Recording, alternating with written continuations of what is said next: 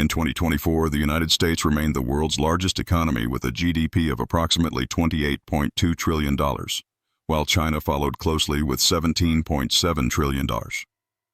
The U.S. maintained a consumer-driven economy, while China relied more on exports and manufacturing.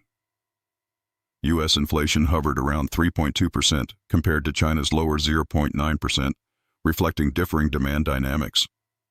The U.S. unemployment rate stood at 3.8%, while China's was estimated at 5.2%. America's trade deficit with China reached $263.3 billion, a continued point of tension. Technologically, the U.S. led in innovation, but China accelerated in AI and green tech investments. The yuan remained weaker than the dollar, aiding Chinese exports but raising foreign debt concerns. Overall, both nations remain deeply interdependent despite rising economic rivalry.